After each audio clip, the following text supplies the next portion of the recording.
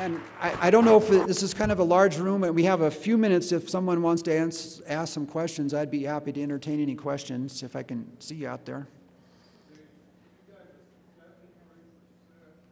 There's a microphone that we'll bring over because otherwise Sharon's doing the Oprah thing or whatever that. Where is she?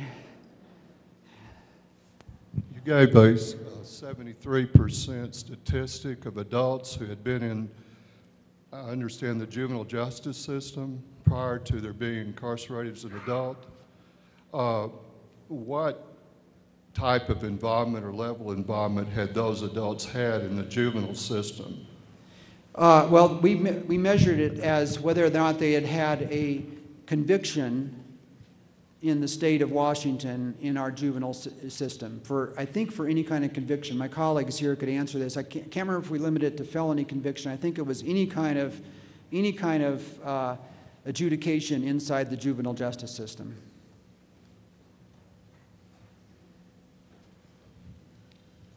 I think Sharon's bringing the... In your, whoops, whoa. In your, you talked about ISP and treatment. What treatments were considered in that ISP treatment model that had a 17% reduction? Generally, it's been a couple of years since I read that literature. This was again on the first two. Here's a conference about juvenile justice. The first two questions are about the adult system.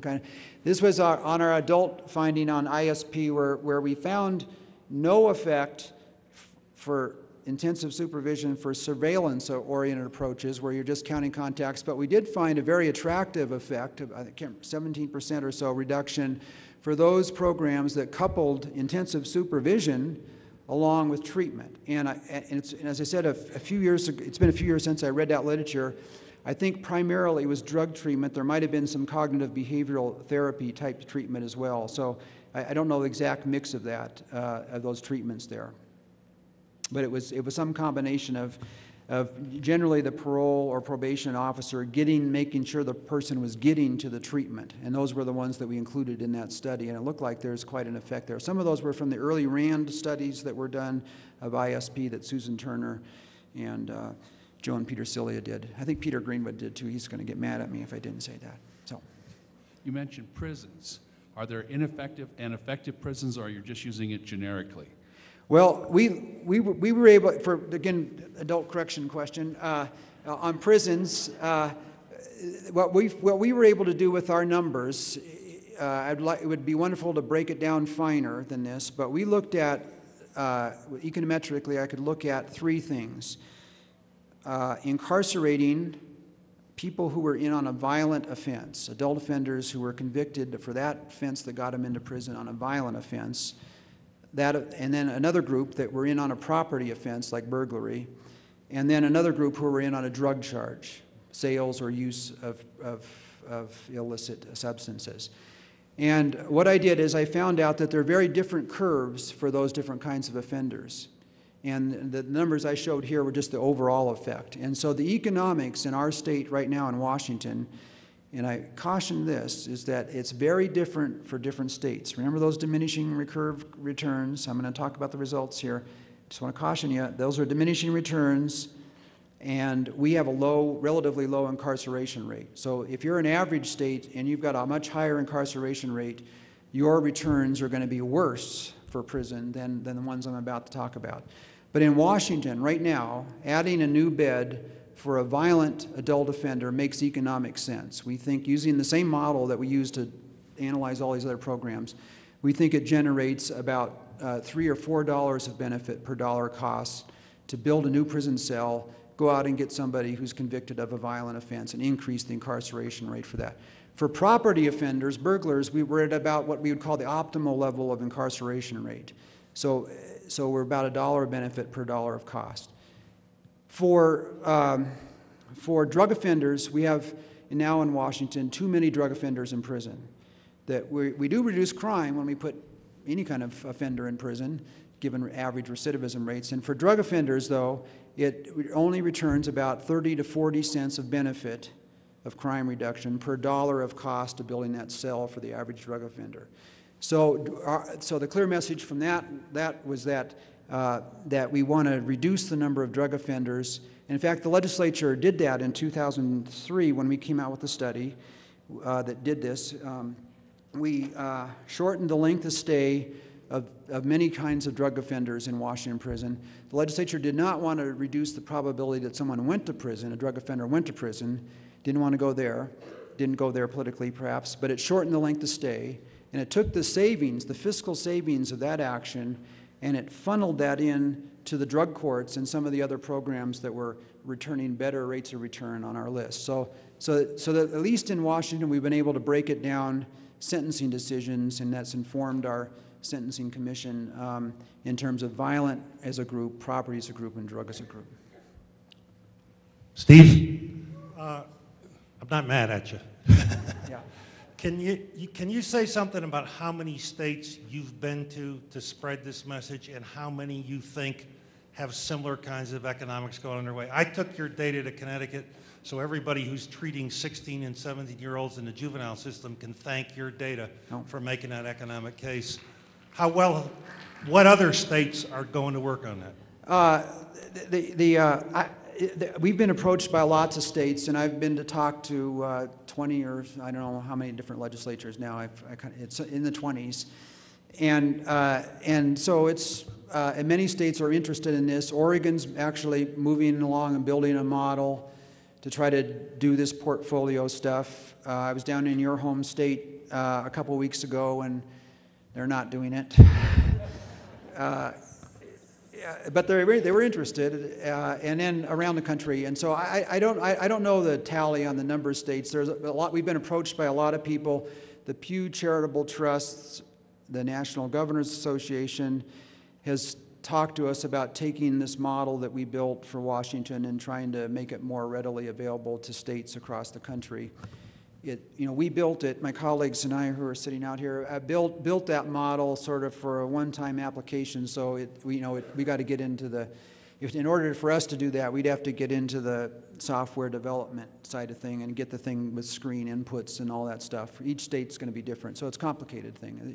These numbers are, it's challenging. If you're a modeler, the way I've been for all these years, it's great fun. We just have great fun when we're doing this stuff. But it's a challenge thing to do, and a lot of states are not equipped to do that kind of work.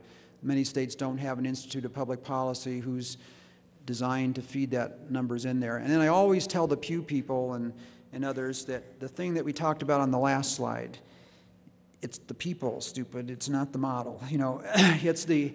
you spend half of your time, if you're Pew, worrying about what entity is going to be the deliverer of the message in it, because it's all about politics. It's all about people, how we get along with each other. When I walk into a room, when I walk into a hearing room in Olympia, do members of both parties have a positive memory of me, or do they have a negative memory as a person? Before I even talk about what I'm going to talk about, K-12 or anything else, that's half of the battle. And so I encourage any states that want to do this to think about how you're going to set something up institutionally, people-wise, and then also you got to worry about the modeling stuff. Otherwise, one alone won't get you there. You got to have both conditions to make any dent, I think. Hi. Have you looked at any reentry programs first? And secondly, in terms of costs, have you considered looking at hospital costs in terms of violently injured individuals? And there was a recent study, I think in 2007, that did look at hospital costs. And have you factored that in? We haven't put hospital costs directly into these numbers, although we have a couple projects underway now that will be looking at those costs, especially for mentally ill offenders and other, not just offenders, but mentally ill populations and evidence-based treatment there as well. So we will be doing more work in that area soon. In terms of reentry, many of the programs listed here are the ones that are called upon in these reentry initiatives. There are also some new programs that have been created for adult offender reentry. Another question about adults. It's telling me something about you all here. And maybe it should be telling Dell something too, that we should get those blueprints across, because there's a great demand for this information on the adult side. We got the blueprints thing going for juveniles and prevention, but we really need to expand that, I think, to adult offenders. That's an aside. So, Dell, but most of some of the new offender reentry initiatives that are coming out of the federal government have only now evaluations starting to come out on them yet. So we don't have those, we have not updated those things into this model yet, but many of them are employing some of the same prison education programs that are we've already meta-analyzed, that we think some of those things work better than others, and we've got the ones that we think work. So some of those are already in here, I think.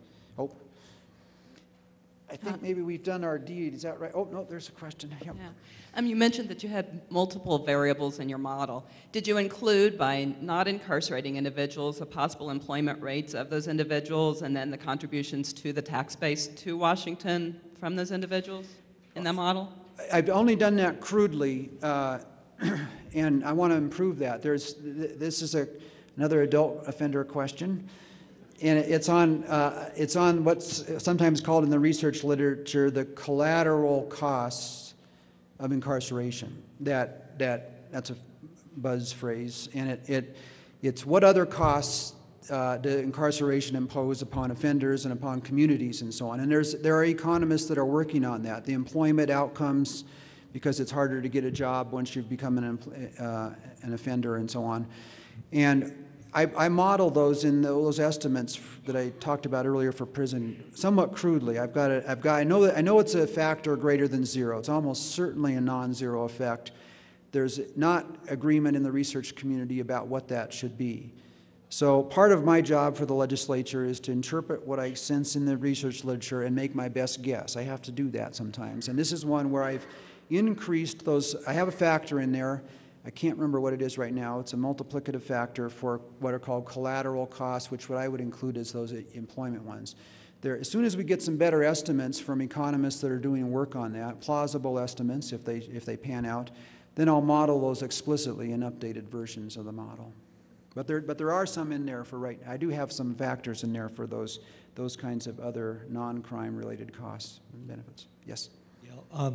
When I asked the ISP question, I didn't realize that you just did ISP on the adult system. Just about every probation department has an ISP on the juvenile side, yeah. And hopefully they have it with some treatment approaches.